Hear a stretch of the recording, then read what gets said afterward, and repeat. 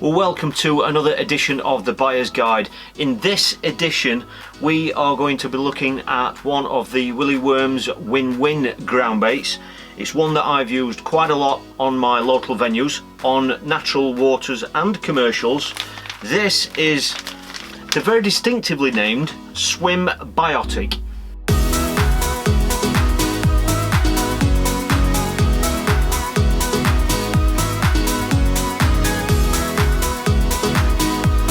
Now it's another fine mix. I know lots and lots of people love fine mixes because, you know, when you're introducing ground bait, it's nice to know on certain occasions that the only feed you're actually giving the fish is the actual particles and things that you're actually putting in the feeder itself.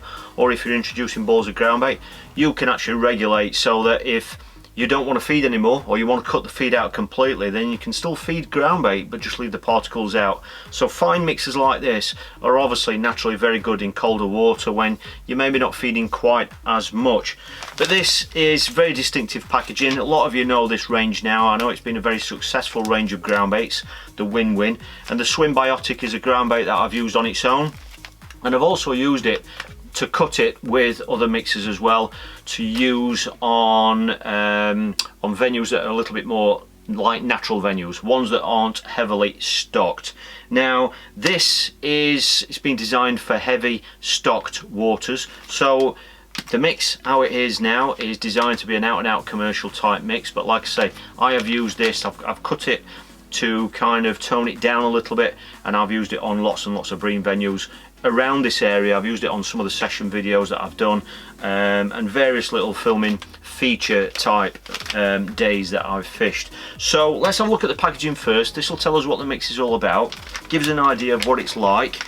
Okay, so if I pop this camera on for you, what we're going to be doing is we're going to be looking at the packaging now. This is going to tell us what the mix is about, what it's designed for.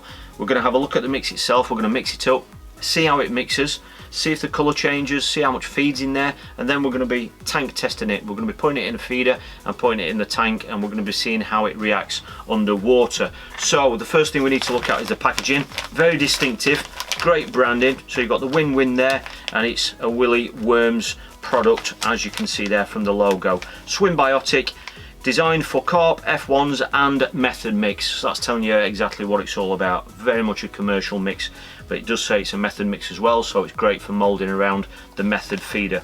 A perfectly balanced and potent ground bait packed with high protein, oil-rich stimulants, so we might see that when we're mixing it, that it's a little bit oilier, the oilier ingredients in there.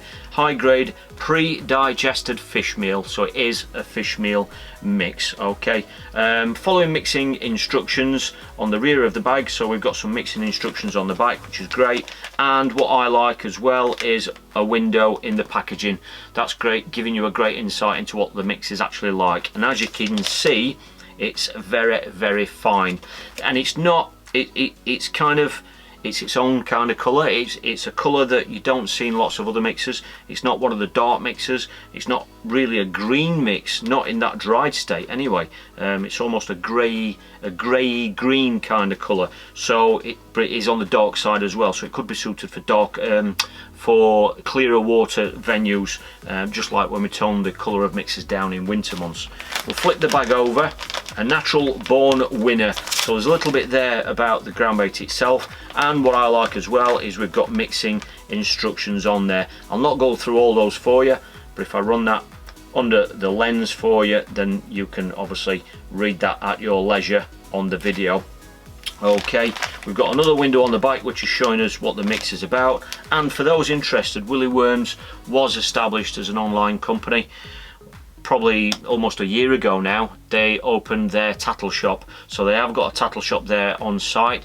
It sells tattle as well as fresh bait as well, and ground baits, and that is open to the public. Just check if you're visiting that at the current time of filming, which is August 2020, then obviously with social distancing guidelines in place in many shops and stores, please give them a call first if you do intend on going to the store.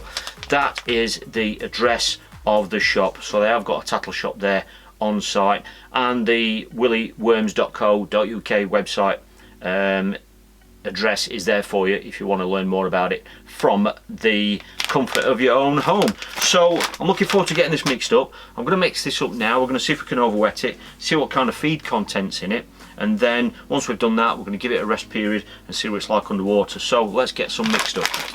Now, as with all the videos in this series now, I am currently pouring the mix through a sieve into a bowl. Now, we do usually use a round bowl when we're mixing ground baits, but just because I'm filming, it's better on camera to use a rectangular one like this. And if I just put that there for you, so let's tip it in. Quick smell of it. It's not as strong as I thought. It's not as strong as I thought. I thought this was going to be a super strong fish meal type mix, or a very strongly scented fish meal mix, and it's not. I wouldn't say it's mild, but it's certainly not one of the stronger mixers. So that's interesting straight away. So I'm just going to tip that on there. As you can see, it's not really dark or anything. Let's pop it through the sieve. Oh, and there you go. There's virtually nothing there. In fact, I'll say there's nothing, because the one or two bits that are on there were probably already on the sieve when I put it on there from a previous mix. So there's nothing there. Everything in that mix has gone straight through that sieve, and this sieve is about 2.5 to 3 mil in diameter for those people that are interested. Okay, so there we go. Super fine mix. So that means you can regulate your feed really easily, because you're only going to be, you know, feeding the fish on the particles that you're putting into the ground bait. So let's get some mixed up. Like I said, you would normally be doing this with a round bowl, so I am experiencing, or expecting to experience, a few lumps in this ground bait. Like I say, I'm not using a drill. As always, we don't use a drill in this series because most people don't use drills anyway, and I want it to be as realistic to the majority of anglers that are out there as possible, so you're getting a true reflection on what it will actually mix up like if you was to use it. So it has gone darker. We'll compare the two in a moment, the dry mix to the wet mix, so we can see how much it has actually darkened off. The smell has got stronger, as you'd always expect when you add water like this. A few lumps in there, but like I say, that's going to be expected, and we're going to put it through a sieve anyway. I think it's going to need a tiny little bit more. At the moment, it looks like it has darkened down quite a bit, but we'll compare the two in a moment. So there we go. That smell, I mean, it's nowhere near as strong as what you'd expected. When you see a mix and they're saying that it's designed for heavy stocked commercials, then maybe it's just me, but I expect that to be a stronger fish meal kind of scent, and it's not.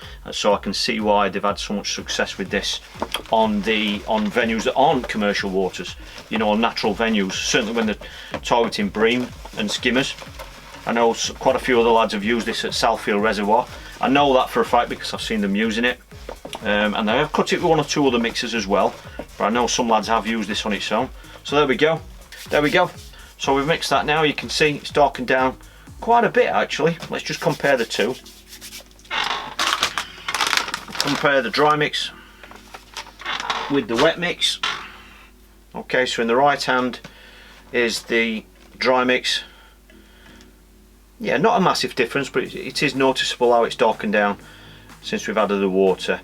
So what I'm going to do is, as with every ground bait in this series, I'm going to give this exactly 20 minutes to rest. Okay, it will dry out in those 20 minutes, so I'll probably have to add a little bit more water, and then I'm going to put it back through the sieve just to see if there are any remaining lumps in there. If there are, push them through the mix so it's a nice, fluffy, even mix. So I'll see you in 20 minutes. Well, it's been exactly 20 minutes, and it's amazing how few lumps there are actually in this mix. So we mixed it by hand. There we go. I've had to add a little bit more water to it, only a little tiny bit. Like I said, there's not a big quantity of bait here. There's probably about a pint and a half, that's all there is. So I've had to add a little bit more water to it, but look, I mean, that's almost good enough to use just on its own without having to put through a sieve, which is really surprising considering how we've mixed it. So that is really one of the finest mixers I've certainly used in this series, without having to put it through a sieve itself after mixing. But we're going to put it through a sieve anyway, so let's pop it on there. There we go. So that's on the sieve, so we'll just shake that through. This will highlight some of them. There we go. There's a few lumps there, as you can see. Don't throw them away. All they are is just the same mix. There's nothing wrong with it. It's just these are the parts that have taken on more water than the others, because obviously we just tipped the water into it.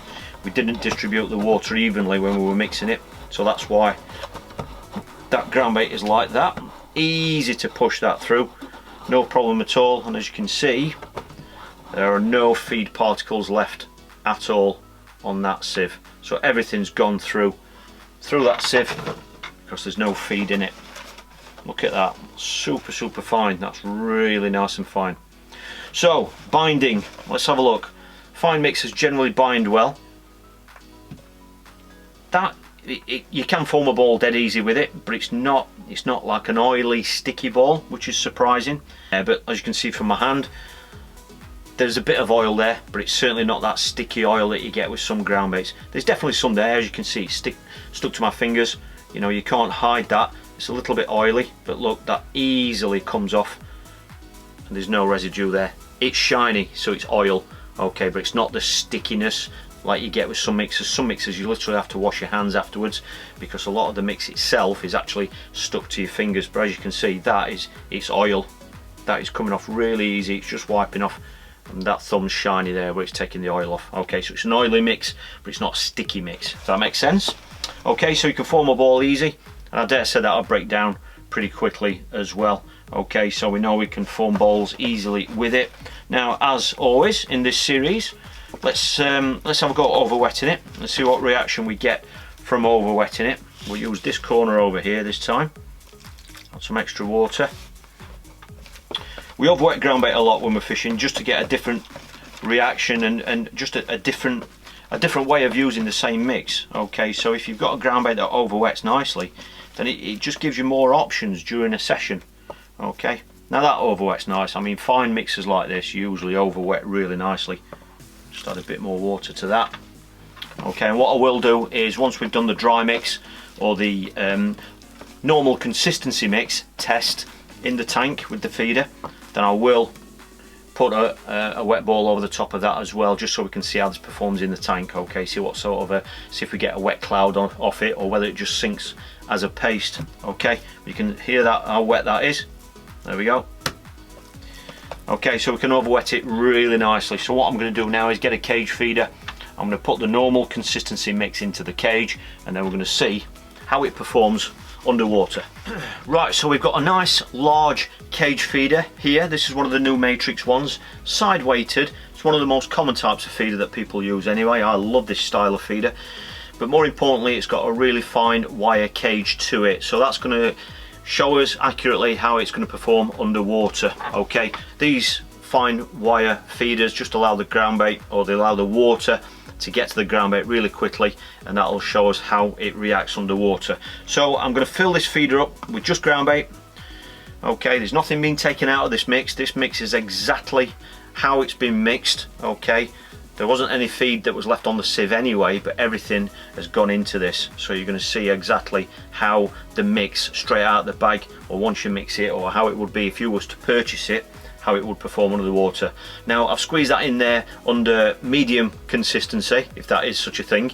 Okay, so I would be quite happy for that to stay in there if I was going to cast that 50 meters in a, I don't know, 6 or 8 foot deep venue. Okay, so we're just going to see how that performs underwater. So let me drop this in the tank for you, and this will show us how it's going to perform.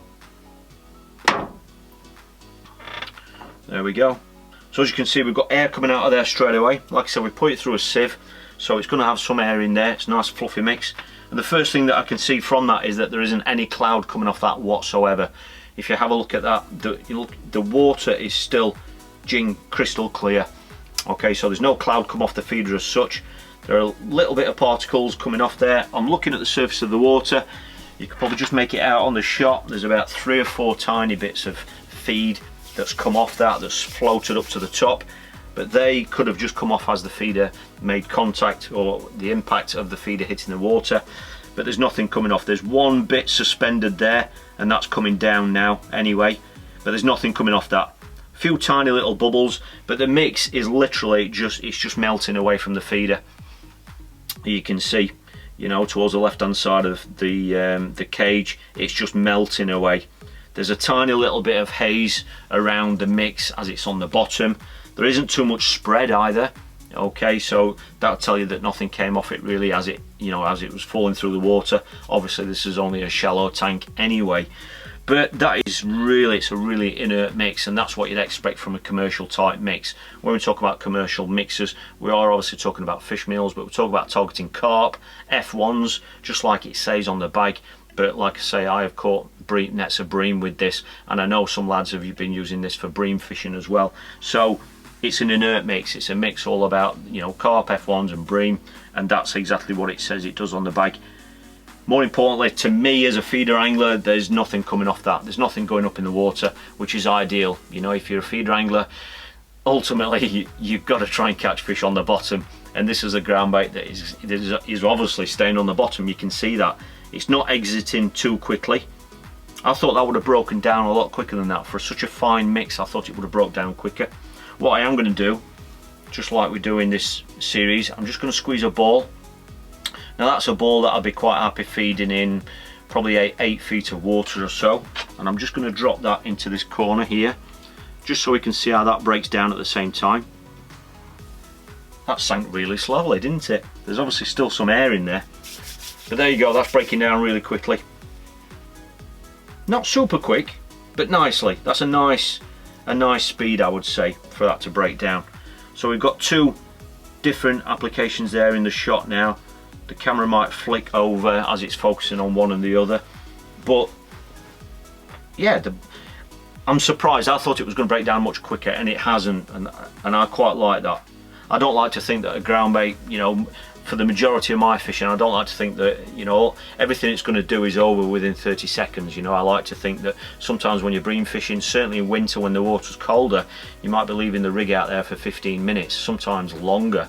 And this is obviously, it's breaking down over a period of a few minutes, so you're getting kind of a sustained kind of attraction and appeal. But once again, even with that ball of ground bait, there's nothing come off it, nothing at all, no cloud coming off it. It's literally just melted. Brilliant, I really like that. The interesting thing is we didn't see too much feed in the mix. You know, there was a little bit of feed in there that's gone through that 2mm or 2.5mm mesh. There is still feed in there, because what's happened is, if you look closely on the camera, what's interesting is when it goes into the water like that, the tiny bits of ground bait just kind of melt away, but you can see the bits of feed that are in there. So if you look at the camera now, there are little bits of feed in there. So there is some feed in there, but it's very, very little. So what I'm going to do now is just take the feeder out, just to see what kind of a cloud it kicks up, whether it lingers or whether it quickly settles again. So I'm just going to take this, I'm going to obviously leave that ball of ground. The ball of ground bait's just melted now. That's just a mound of ground bait now. That could be a method feeder now underneath that. So I'm just going to take this cage feeder out, not too sharp. There we go. So you can see the particles of feed quickly sinking there. So there is some feed in there, but not a massive amount, and the bits that are there are very, very small. So there you go, you can look at the top half of the screen now, that's clear. So the cloud and murkiness that's come off it has quickly settled. I mean, that's only been out of the water, what, 15 seconds now? And that's virtually completely settled. It's spread out quite a bit.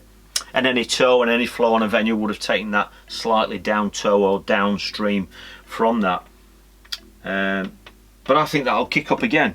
You know, it's one of those mixers that, because it's fine, if I drop the feeder back in there or just touch the surface again, there we go. So even just by moving the feeder itself, you're already adding attraction back into the peg again with a mix like this that sits on the bottom. Very interesting. So what I'm going to do now is just get a bit of this wet mix for you. Just add a bit more water to it like that, and let's just see if it actually clouds up through the water itself, through the water column, or whether it's just going to go straight to the bottom and just sit on the bottom as a wet ball kind of thing, you know, like you do when you're paste fishing. So let's have a look. I'll do that in the middle. Nothing, absolutely nothing. Look, just look where that ball's gone in. Look directly above it, there isn't any sort of a cloud or anything like that. So that's sank, and as you can see, it's just like a mound of paste on the bottom. Very interesting. So if you are going to overwet this sort of a ground bait, that's going to leave it as a kind of a wet kind of mound of ground bait on the bottom, you know, and that can be great for bigger fish, because after all, that's how you fish with paste. very interesting. I really like that mix, and you know, like I say, it is one that I've used quite a bit before on commercials and natural venues, but this is one that I'll definitely be using towards the back end of the year, September time onwards, because there's low feed in here, so it's great because you're adding attraction but you're not feeding the fish too much feed either. Now, actually getting hold of the ground bait, well, the packaging is very distinctive. All the ground baits in this range are of that style, okay, so they're very easy to pick out when you're searching for it online, or if you're in the tackle shop and you're faced with racks of ground bait. Now, I've been told there may be one or two stockists of this ground bait up and down the country. You will need to contact Willy Worms either at the website or by giving them a call to see who stocks them. But like I said, Willy Worms are very, very big, or they have a very large online presence, so they send lots of bait out, fresh bait, ground baits and tattle, just through orders on their website. So they obviously can send this out to you. The address you saw earlier on in the video, now these are available in 1 kilo bags, and they're very reasonably priced at £4.25, and that is as of the time of filming, which is August 2020. So £4.25 for a 1 kilo bag is very, very reasonable. But like I say, the beauty of about a mix like this is you can use it on its own, but it's also a mix that's very, very good to cut with other mixes, so it just gives you an added kind of dimension of using it. You know, you can just use a small portion of this mixed with another ground bait, like a cereal mix, maybe like a brown crumb, or just one of the other cereal based mixes, and it just means it's going to give you a more toned down commercial type fish meal mix. A very interesting mix, and it's one that I've caught loads of fish on already. So hope you've enjoyed having a look at this new mix. I know lots of you probably will know about it, but I know there's lots of people that don't. So if you've enjoyed this insight, please give this video a thumbs up. Don't forget to hit subscribe just there. Check out my coaching channel just there, and if you want to see the next video in this series, that is just there for you. Thanks for watching, and I look forward to seeing you all in the next video.